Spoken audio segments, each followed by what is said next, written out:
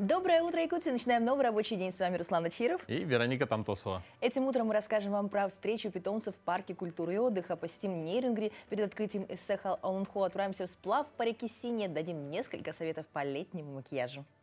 Да, и это далеко не все. Сегодня будет у нас много-много интересных новостей, интересных событий. Ну а также мы напоминаем, что у нас есть телеграм-канал «Утро Якутии», на который вы можете подписаться прямо сейчас, используя QR-код, который на ваших экранах. И там мы выкладываем все самое интересное из наших утренних эфиров. Ну а самое интересное, что хочется узнать с утра, это, конечно же, какая погода за окном. Как всегда, актуальные новости. Итак, в центральных районах 16-25 градусов тепла, в заречной группе 15-24 выше 0, в южных плюс 15, плюс 20, в Вилюйской группе 12-16 со знаком плюс, в Нижнеленских плюс 10, плюс 21, в западных 12-21 градус тепла, в Колымо-Дигирской группе Лусов плюс 12, плюс 25, в Янских 9-15 со знаком плюс, ну а на северо-западе 3-14 выше 0. В Якутске температура воздуха в 6 часов утра составила 17 градусов тепла, атмосферное давление 753 мм ртутного столба. Ветер северо-западный 2 метра в секунду. Сегодня днем пасмурно. Ветер северный 3 метра в секунду. Температура плюс 25, плюс 15. Ну вот я как-то пробежалась, как будто бы тепло. Да, сегодня достаточно теплый день. В городе Якутске, да. Хотелось бы также отметить, что 1 июля 2050 год стал ближе, чем 2000. Так, еще раз. Для всех, кто так же, как я, с утра не понял. Сегодня вообще 4 июля. Да. Сейчас уже 2050 год для нас ближе, чем 2000 год. Да ты что, правда? Ну да. 25-й год же. Точно, ничего себе. Вот такие математические вычисления делает с утра Руслан Ачиров. Вот такую новость узнала сегодня Вероника. А какие самые актуальные новости произошли к этому часу, давайте узнаем прямо сейчас.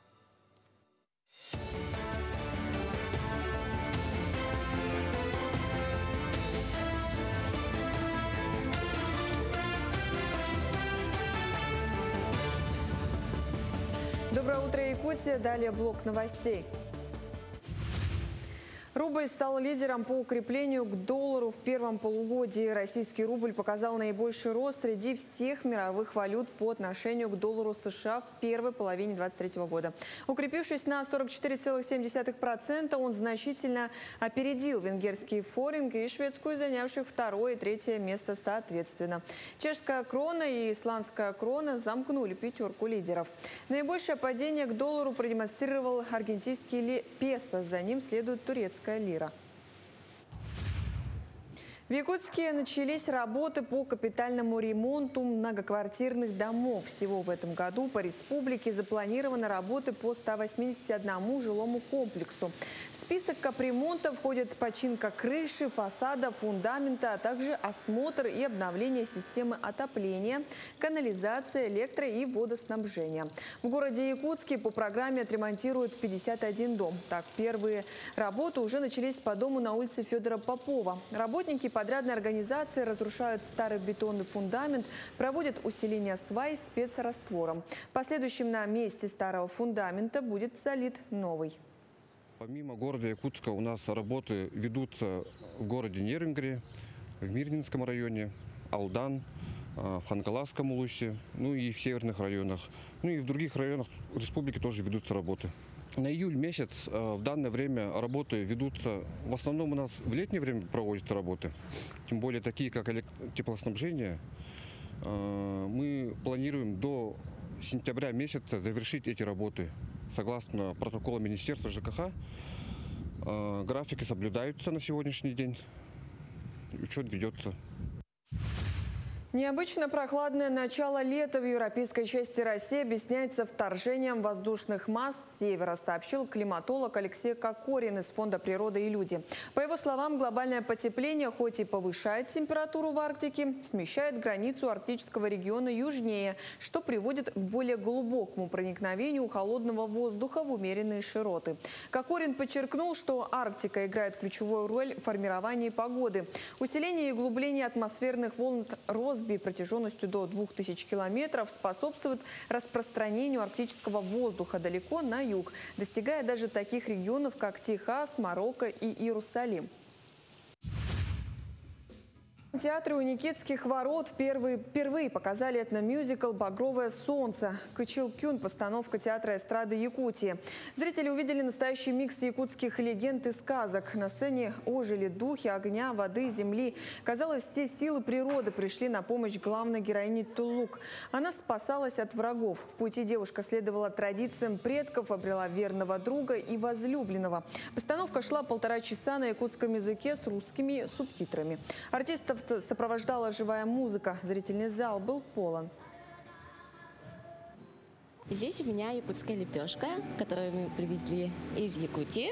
И артисты, когда я отдаю духам вот эту лепешку, они кушают ее по-настоящему. Поэтому у нас настоящая лепешка.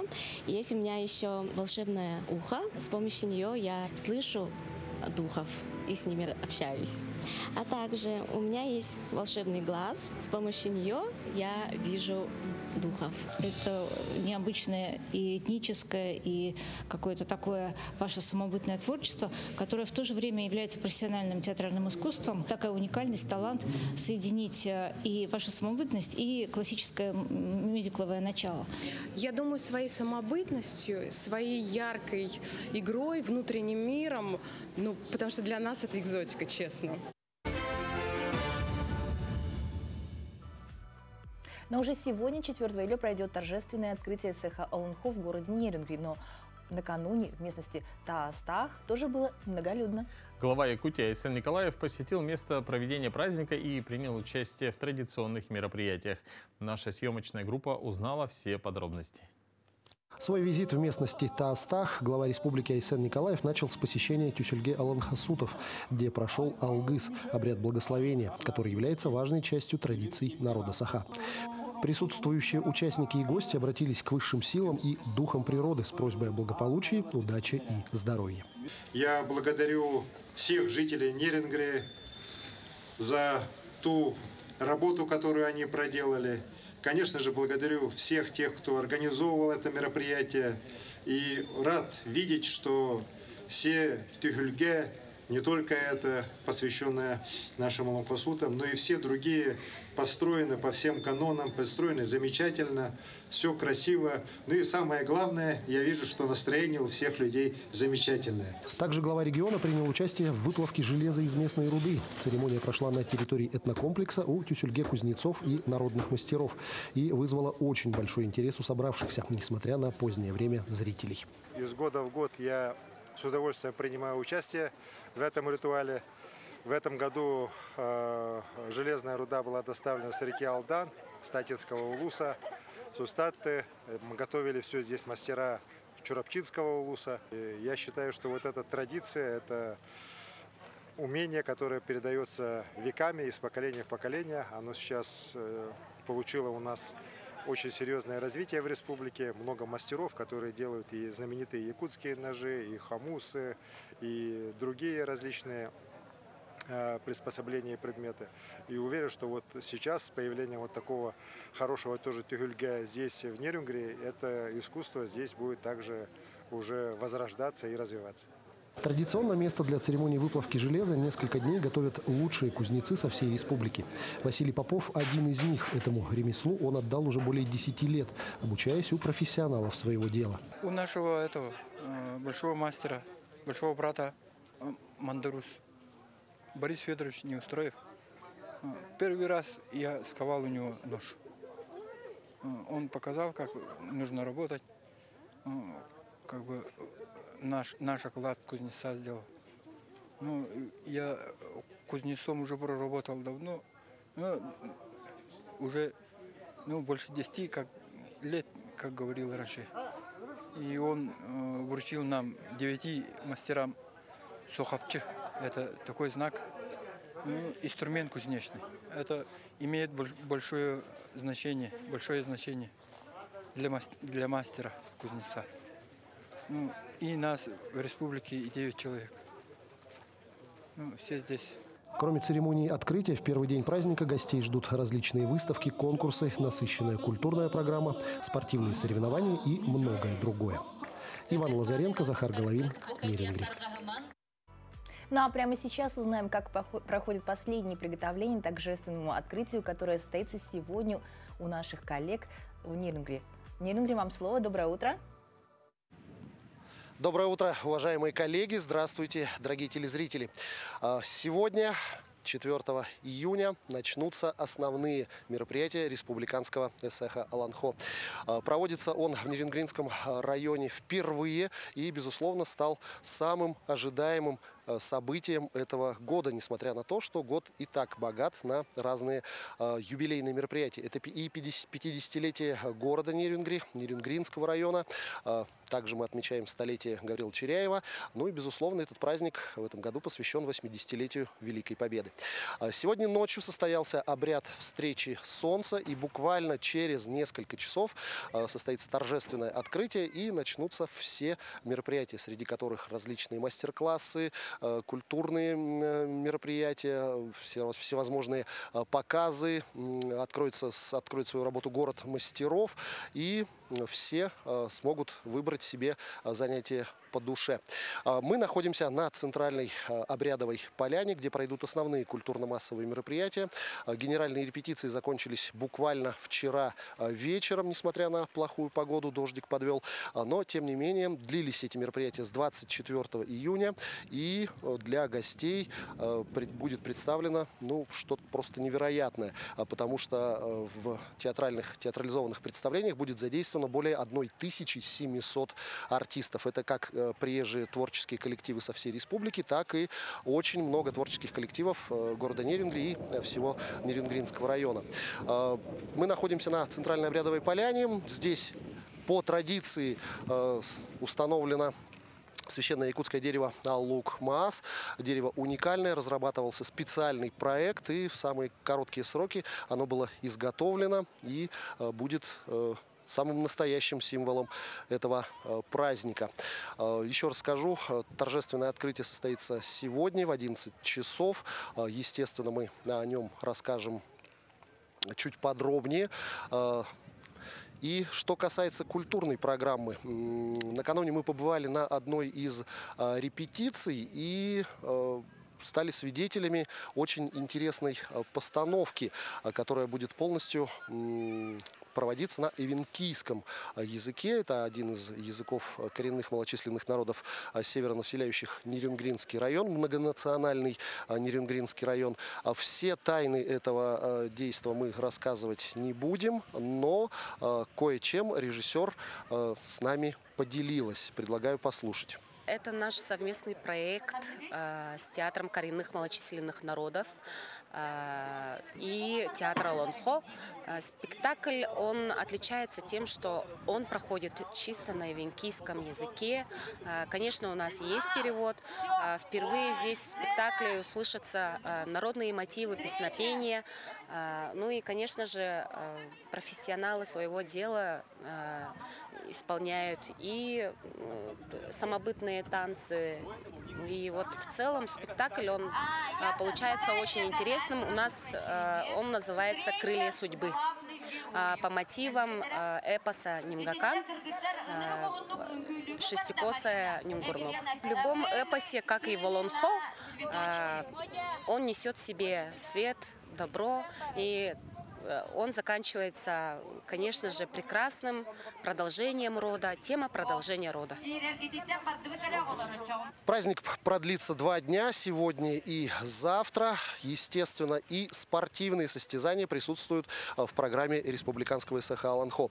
Но, безусловно, обо всех значимых, самых ярких событиях мы будем рассказывать в наших новостных выпусках. Также вы можете следить за праздником во время прямой трансляции на наших сайтах yak24.ru, nvk-online.ru.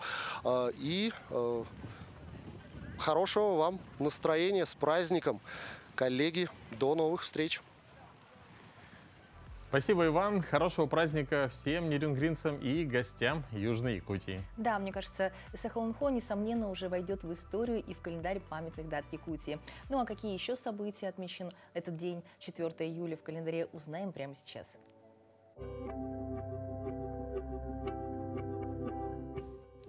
На календаре 4 июля. Сегодня День тыловой службы уголовно-исполнительной системы России. День отдыха от праздников. По народному календарю Ульянов день. В этот день было принято собирать цветы липы, которые как раз распускались к этому времени. Этот день в истории. 1900 год. Из Кронштадта на поиски мифической земли Санникова вышла экспедиция Эдуарда Толля. 1957 состоялся первый полет пассажирского самолета Ил-18. 2007 российский город Сочи выбран столицей зимней Олимпиады 2014. В этот день родились Джордж Эверест, английский географ, геодезист, чьим именем названа высочайшая вершина в мире. Александр Пирогов, русский и советский оперный певец-бас, народный артист Советского Союза. Юрий Тюкалов, советский спортсмен, гребля академическая, двукратный олимпийский чемпион. Фрунзик Мкртычан, советский актер театра и кино, театральный режиссер. Денис Панкратов, российский пловец, двукратный олимпийский чемпион, спортивный журналист. Именины сегодня отмечают Алексей, Анастасия, Василиса, Георгий, Иван, Максим, Никита, Николай, Павел, Терентий, Федор и Юлиан. Здорово, когда люди сами создают себе праздники. Итак, 2 июля собаководы Якутска отметили неофициальный праздник, посвященный их питомцам. Как оказалось, существует целое сообщество любителей определенных пород. Таковыми являются сообщество бишона мамы. Владельцы пушистых белоснежных баллонок ежегодно собираются вместе, чтобы делиться опытом. Встретились как-то раз Вивьен и Дэнни. Они поженились, и у них появились дети. Их дети тоже поженились, и у них появился Симба. Симба женился на Молли, и у них появилась Милка. И нет, мы говорим не о сериале, а о реальной жизни собак породы бишон фризе. Чемпион России по красоте. Вот, да? Потом у нас пошли, конечно, вязки. У нас очень много тут наших подруг, и у него где-то 30 чем-то детей, и пошли правнуки. И после того, как я привезаю его в Якутск, да, здесь очень много бишонов стало. Разведение этой породы требует ответственного подхода, соблюдения огромного количества правил, касающихся здоровья, ухода и генетики. В этом очень помогает участие в выставках, поскольку позволяет четко оценить соответствие собаки стандартам, получить титулы и рекомендации от судей. Мы собаку, чтобы правильно, хорошо показать, мы занимаемся с 3 месяцев. Там у нас правильный показ, да, из чего зависит. Это идет стрижка ногтей, шерсть, потом тренировки. Мы двигаемся рысью, стоим правильно в стойке. Для этого у нас должна быть правильная стрижка, то есть работа грумера у нас должна быть подключена в нашу работу обязательно. Собака должна быть социализирована, правильно уметь показывать зубы, движение, физическая подготовка, все у собаки должно быть как одно целое. Люди стали близки настолько, что поддерживают друг друга, советуются в вопросах, касающихся любимых питомцев, и даже встречаются лично. Группу создали для того, чтобы следить за своим древом, да? Вот. И изначально, конечно, эта порода была завезена не нами, да, в Якутске данная порода была уже давно, но вот не было именно единомышленников, да, потому что все равно белая собака, она требует какого-то определенного ухода, да, и когда вот мы привезли собаку с питомника, мы с этим столкнулись, да, потому что когда передают собаку, получаешь договор, там идет маленькая памятка, да, по уходу и не более, да. Сообществу бишона мамы в этом году исполняется 8 лет, и все это время люди не просто советуются, но и выручают друг друга. Как рассказывает хозяйка Симбы Регина Харлампьева, в прошлом году, собираясь в отпуск, не знала, на кого оставить собаку. На помощь пришли родственники, но не по крови, а по питомцам. Я думала Симбу оставить в гостинице для животных, но я не хотела оставлять его незнакомым людям. Поэтому я посоветовалась с Ириной. А Ирина – это хозяйка папы Симбы. Она с радостью сказала, что мы можем оставить Симбу у них.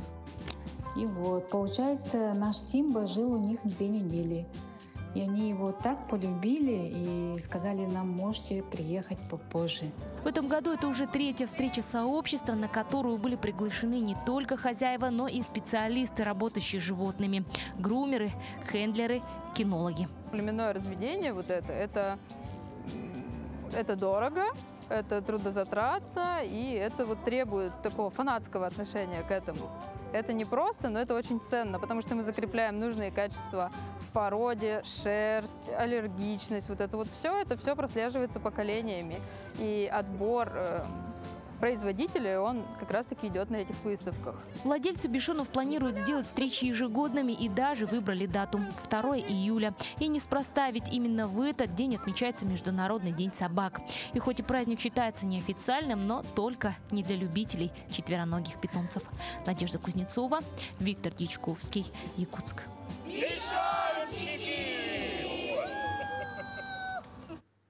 Ну что, от мексиканских сериалов «Жизнь бишонов» переходим к истории, о которой мы расскажем, которая достойна экранизации. Из жизни прям история.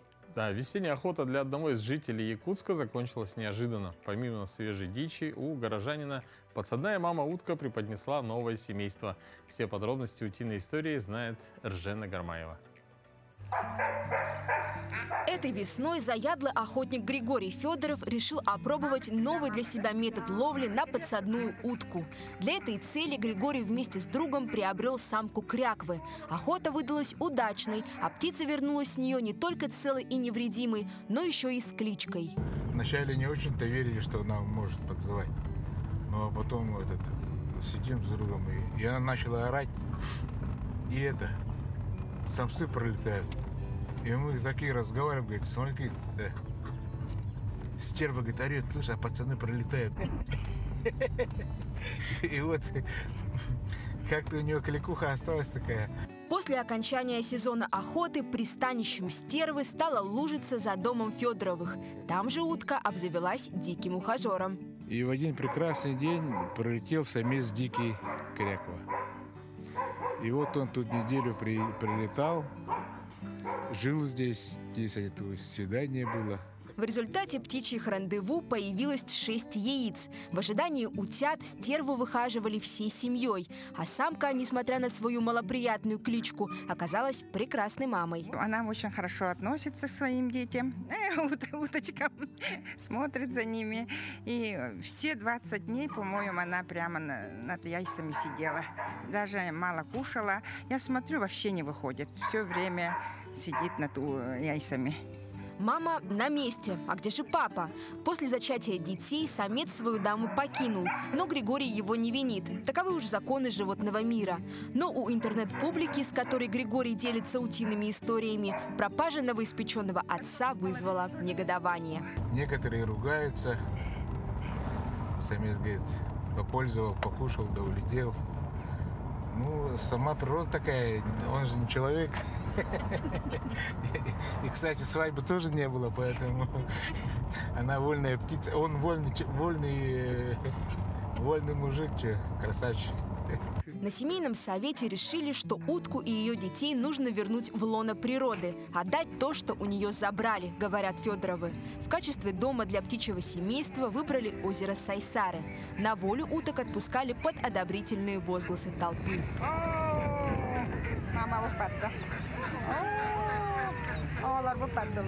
История хорошо кончилась. Они на природе у себя. И вот уже дети уже порадовались. Горожане встретили птиц радушно и даже угостили их лакомствами. Жизнь на новом месте утки начали весьма благополучно. Ржена Гармаева, Станислав Потапов, Якутск. Да, действительно, очень интересная, в меру веселая история. Но есть также много занятий, кстати, которые в любом случае приносят пользу. К ним, несомненно, относится и утренняя зарядка. Например, если делать зарядку регулярно, то первые результаты будут уже через 5-6 недель. Но даже нерегулярные занятия в любом случае будут полезны. Поэтому присоединяйтесь. Всем доброе утро! У нас сейчас будет с вами зарядка на все тело. Начнем с разминки. Сделали глубокий вдох и выдох. Еще раз вдох внизу, наверху выдох. И последний раз глубокий вдох с приседом и наверху выдох. Повороты головы в правую сторону. Раз, два, три, четыре. Вниз, вверх. Раз, два, три, четыре. Наклон, круговые движения головы в правую сторону. Раз, два, три, четыре. И влево. Раз, два, три, 4. Руки перед собой, кисти рук влево-вправо, влево-вправо. Локтевой сустав вовнутрь. Раз, два, три, 4. И внаружу. Раз, два, три, 4. Руки на плечи, круговые движения вперед. Раз, два, три, 4. И назад. Раз, два, три, 4. Рывки руками. Раз, два, три, 4. Раз, два, три, 4. Руки на пояс. Тазобедренным суставом в правую сторону. Раз, два, три, 4. И влево. Раз, два, три, 4. Руки на пояс. Правую ножку. Круговые движения вращаем в правую сторону. Раз, два, три, 4. И вовнутрь. Раз, два, три, 4. Теперь другая нога левая. Раз, два, три, 4. И вовнутрь. Раз, два, три, 4. Руки на коленки. Коленки чуть согнули. И работаем во внутреннюю сторону. Круговые движения. Раз, два, три, 4. И внаружу. Раз, два, три, 4. Встряхнули ноги и ручки. Сделали вдох, выдох. И наше с вами первое упражнение – это касание ладонь коленом. Поехали. Раз, два, три, 4, 5, 6, 7, 8, 9, 10. Выдох. Раз, два, три, 4, 5, 6, 7, 8, 9, 10. Следующее упражнение – джампинг на шагах. Шаг в сторону. Выдох. Выдох. Ручки наверх. 3, 4, 5, 6, 7, 8, 9, 10. И еще раз. Раз, два. Выдох. 3, 4, 5, 6, 7, 8, 9, 10. Сделали глубокий вдох и выдох. И сразу следующее упражнение. Локоть, колено. Ручки за голову. Выдох. Выдох. Поехали. Раз, два, три, 4, 5, 6, 7, 8, 9, 10. Сделали глубокий вдох и выдох. Следующее упражнение. Также ручки за голову, колено, локоть только в стороны. Убираем наши бока. Поехали. Раз, два, три, 4, 5, 6, 7, 8, 9, 10. И еще раз. 2. Выдох. 3, 4, 5, 6, 7, 8, 9, 10. Сделали глубокий вдох и выдох. И с вами последнее упражнение – это присед колено. Присед колено. Поехали. Вдох, выдох. Раз, два, три, 4, 5, 6, 7. Выдох. 8, 9 и 10. Потянули правую ручку за локоть. Чувствуем легкое натяжение. Раз, два, три, 4. Левая. Раз, два, три, 4. Теперь потянем наши ножки. За носок потянули. И чувствуем легкое натяжение сзади. Поехали. Раз, два, три, 4, 5, 6, 7, 8. Поменяли ножку за левый носок. Раз, два, три, 4, 5, 6, 7, 8. Сделали глубокий вдох. Выдох. Стряхнули ноги. С вами была Ксения Габишева. Удачного дня. Спасибо большое за утреннюю разминку. Пока дети в летних лагерях учат английский и развивают коммуникативные навыки, их родители отправляются в лагеря для взрослых. Там их ждут песни у костра, игры, спортивные занятия и другие развлекательные активности. О новом направлении досуга якутян узнала Ларина Сукуева. Тренд на лагеря для взрослых появился недавно и сегодня процветает наряду с модой на самостоятельные путешествия. Взрослый лагерь отличается от детского только содержанием программы, а режим там примерно такой же.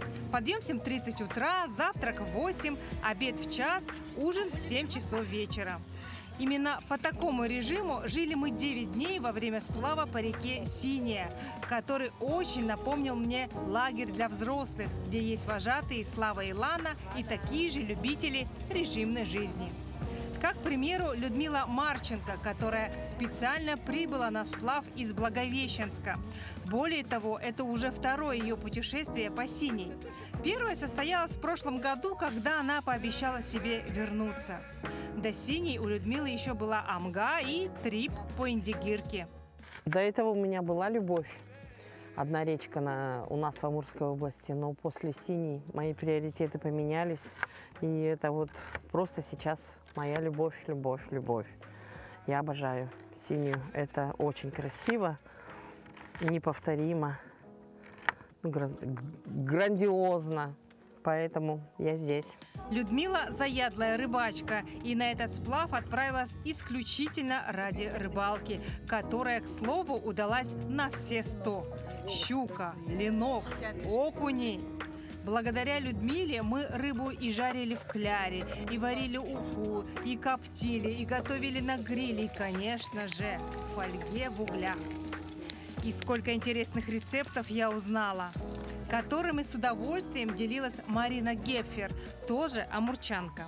Марина, к тому же, прекрасно разбирается в травах. Ее чаи с богородицкой травой понравились особенно, отчего я тоже решила собрать себе немножко домой. Кто же знал, что эти неприметные цветочки, растущие на склонах реки, окажутся тимьяном, а другие их называют чабрецом. Запах в таких местах стоит необыкновенный. Как будто он такой самый пахучий.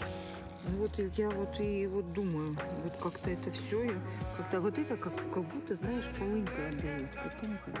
Я понюхала как уже. Будто чабрец вот этот и полынка, да? Вот прям вот запах полыни. Да. Да? Я даже засомневалась. Чабрец ли это, да? Да, но это чабрец. А третья амурчанка в нашей группе мечтала о Синей несколько лет. Зифа Щербакова объездила почти весь Дальний Восток, была на Сахалине, Камчатке, а на родном Амуре и Зее бывало столько, что и не сосчитать. О, это не синяя, это розовая прям, мечта моя. Это вообще нечто. Я прямо, наверное, второй год только о ней и думала. И вот, наконец-то, я ее прошла. Ну, не всю, конечно. Какие еще у вас есть мечты побывать в Якутии? Вчера был разговор, радикальные там выходы, Индигирка, по-моему, река. Я местных рек мало знаю, сейчас приеду, буду карту рассматривать. И я очень-очень хочу туда попасть. В программе сплава было 4 восхождения, и 70-летняя Зифа довольно бодро справлялась с крутым набором высоты, от чего не раз нас удивляла. Наш лагерь для взрослых базировался на 2 катах и одном сапе. Река Синяя просто создана для сапбординга. Идешь на нем, как по хайвею. Только изредка встречаются веселые перекаты. А виды какие! Восторгу было не передать. Ну а вечером танцы, песни, игры и, главное, никакой связи. Абсолютный информационный детокс.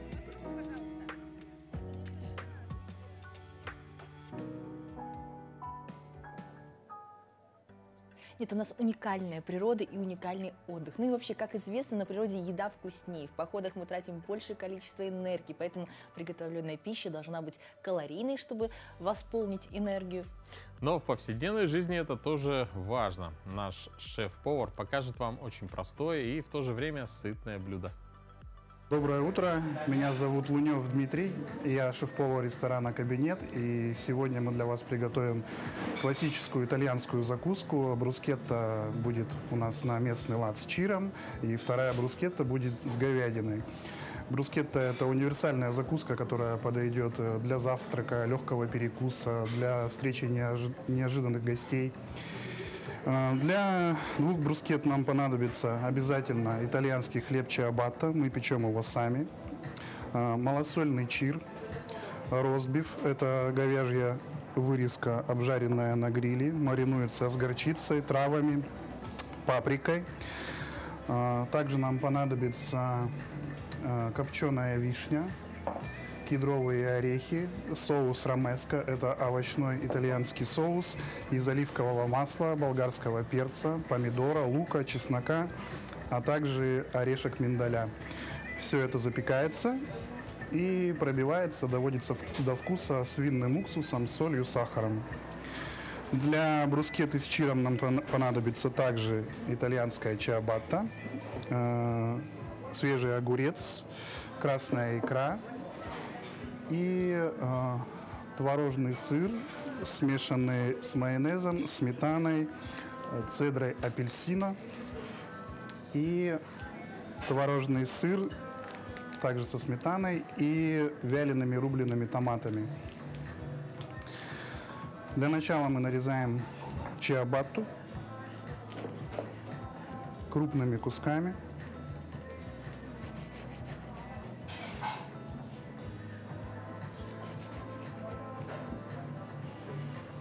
Толщиной примерно 2 сантиметра.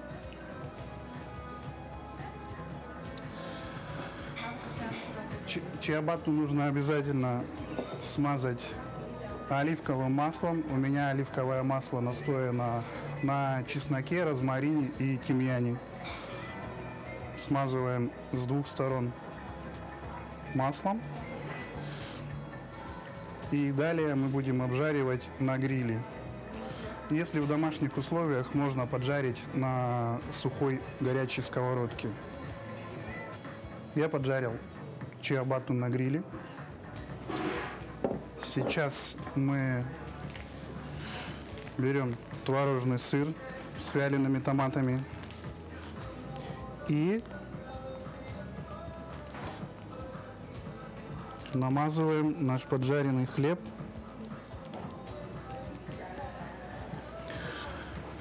Берем ростбиф, жареный на гриле, маринованный.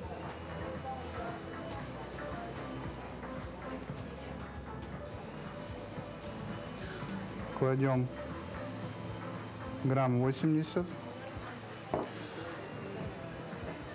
Соус ромеско овощной. Ложим сверху на говядину. Также копченая вишня.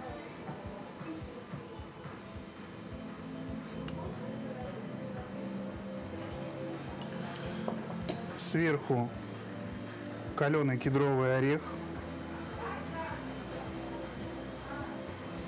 И украшаем микрозеленью.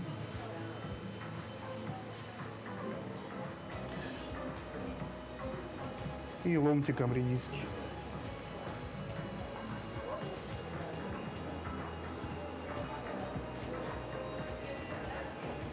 Вот такие брускетты мы сегодня приготовили. Классические итальянские закуски. Брускетта с чиром, огурцом, красной икрой. Брускетта с соусом ромеско, ростбифом, кедровыми орешками. Приятного аппетита!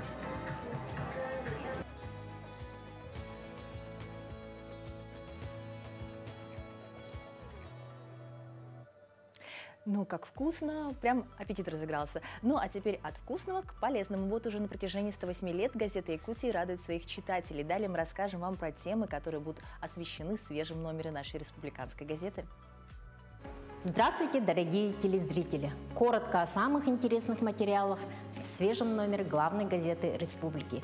Он хотел стать киберспортсменом, но увлекся вольной борьбой и масс-рестлингом. А в минувшие выходные стал победителем 30-х юбилейных игр Дыгына на Исехи Туймады 2025 года. Что двигало Бориса Сдвижкова к успеху?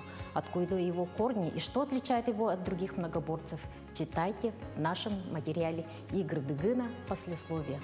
Летом каждый из нас хочет отдохнуть и лучше где-нибудь на морском курорте. Особенно важен отдых для людей пожилого возраста.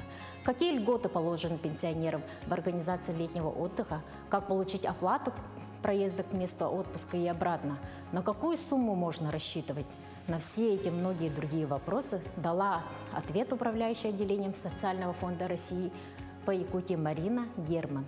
В 2025 году вся наша страна отмечает 80-летие победы в Великой Отечественной войне. О страшных и долгих днях блокады Ленинграда, о том, как выживали люди в осажденном городе, читайте в воспоминаниях участницы тех тяжелых и героических событий. Июль только начался, а потому всем, кто верит в астрологию, будет интересно узнать, что же приготовили звезды на этот летний месяц для всех знаков зодиака. Авторский гороскоп на июль ждет вас на страницах нашего издания. А еще в номере, как всегда, занимательный сканворд, вкусные и полезные рецепты блюд и подборка самых свежих анекдотов. Будьте в курсе событий, читайте газету «Якутия». Хорошего вам дня!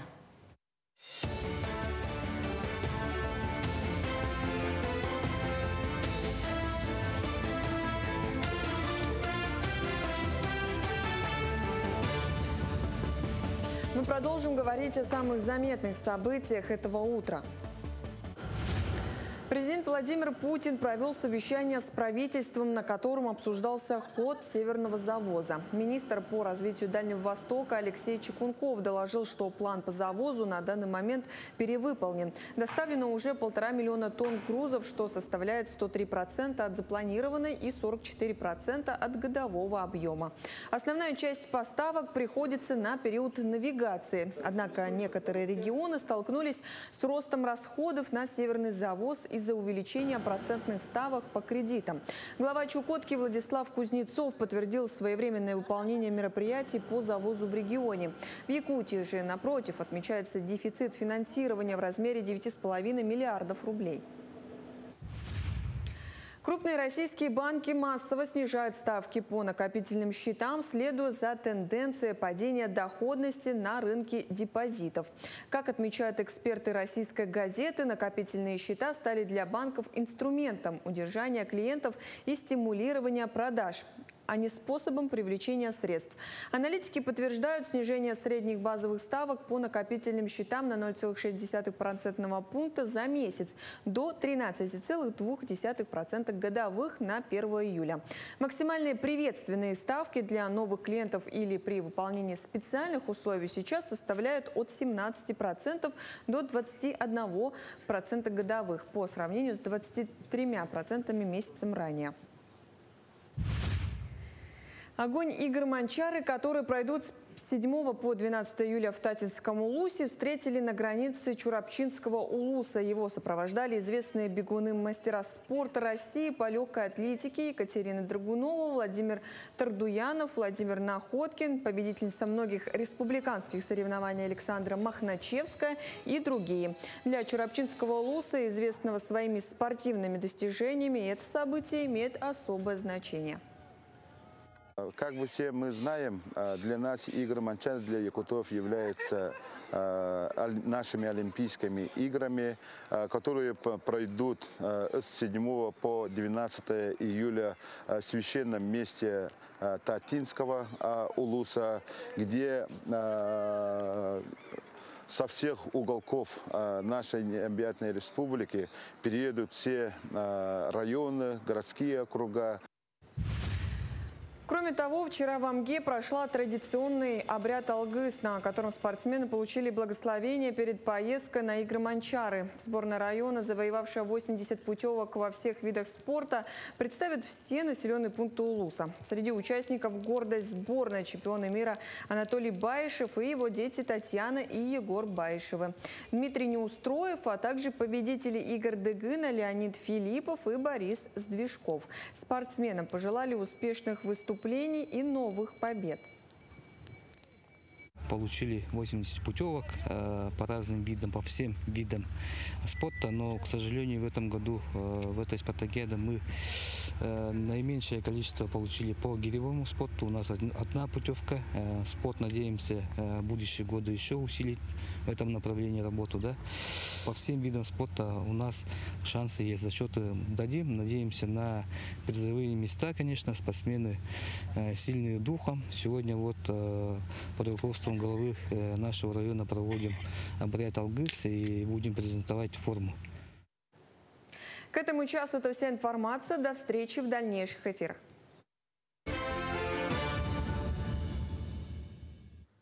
Далее мы переходим к другим новостям. В Национальном художественном музее проходит выставка российского скульптора, художника, графика, ювелира и дизайнера Даши Намдакова. Недавно выставка пополнилась новыми экспонатами. Об одном из них расскажет наша рубрика «Музейный гид».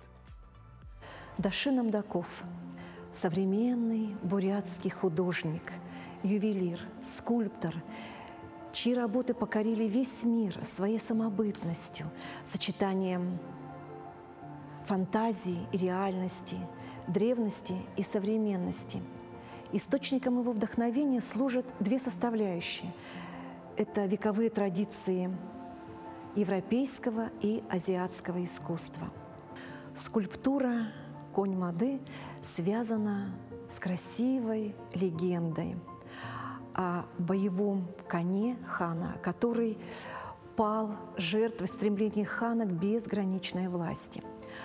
У хана Мады было войско, он обучал воинов стрельбе и запустил в обращение стрелу, которую он назвал «свистящей». Все воины должны были повиноваться хану и стрелять только в том направлении, куда укажет стрела этого хана. Первую стрелу хан направил своего любимого боевого коня. Те воины, которые не подчинились, были обезглавлены. Вторую стрелу он пустил свою красавицу, жену. Воины, которые отказались это сделать, были обезглавлены.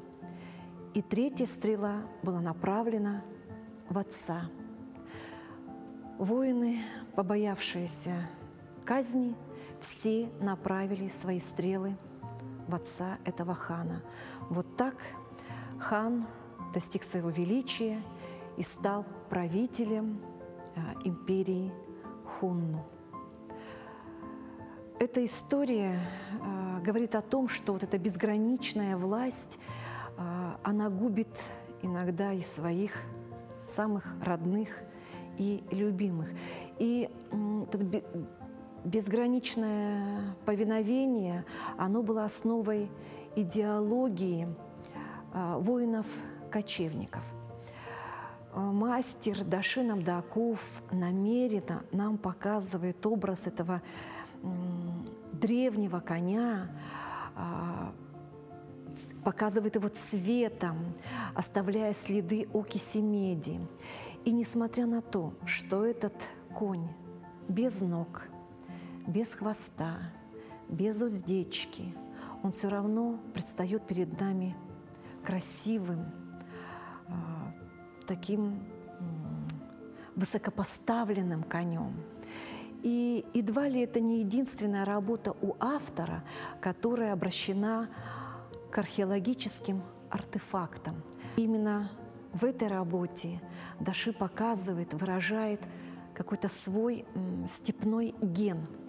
И он считает и отождествляет себя с дарханами, для которых все есть только сейчас. И этот конь на этой выставке, вот этот древний конь, он тоже здесь и сейчас. И через его творение мы обращаемся к будущему. Мы разговариваем со Вселенной. Он скульптор в развитии. Зов далеких предков слышится в его беззвучной музыке линий форм, ибо древо его искусства уходит корнями в древнюю землю, а в его ветвях шумит ветер степей.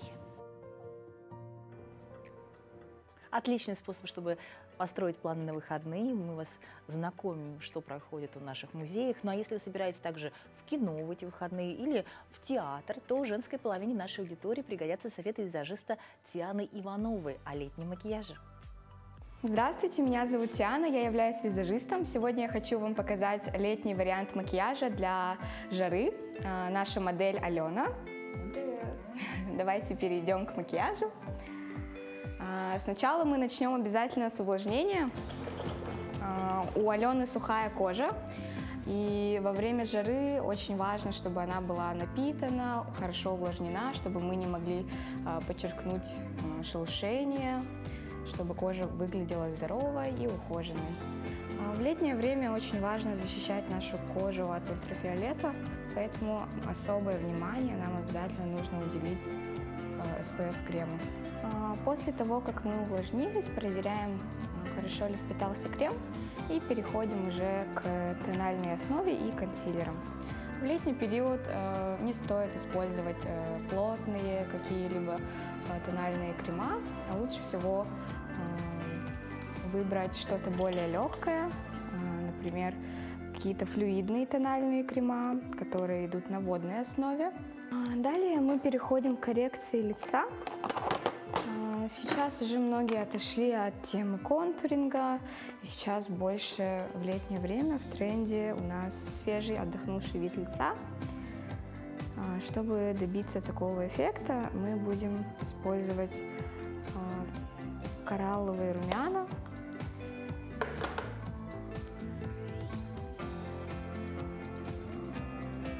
Мы переходим к макияжу глаз. Для лучшей стойкости будем использовать кремовые тени. Они служат идеальной подложкой под летний макияж. Пока наши тени застывают, мы будем фиксировать наше лицо пудрой. Это обязательный этап в летнем макияже, потому что кожа выделяет очень много себума. Чтобы макияж проносился у нас дольше, обязательно закрепляем все сухими текстурами. Главное хорошо зафиксировать Т-зону. Это та зона, которая больше всего жирнится во время жары и летнего сезона. Сейчас мы переходим к губам. Сегодня у нас сияющий макияж, поэтому я выбрала помаду с сатиновым финишем.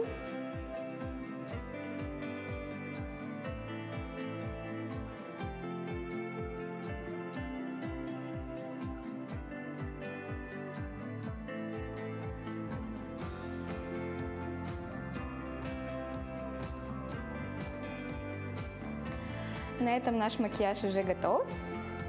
С таким макияжем вы можете провести свой выходной, летний день, отправиться куда-нибудь на прогулку, встречу с друзьями и сделать легкую укладку, и ваш образ готов. Всем отличных выходных, прекрасного настроения, пользуйтесь нашими советами и не забывайте, что у нас есть телеграм-канал, где всегда хорошие новости. И, конечно, друзья, хотелось бы надеяться, что сегодняшний день мы сделали для вас бодрым. Увидимся с вами на следующей неделе.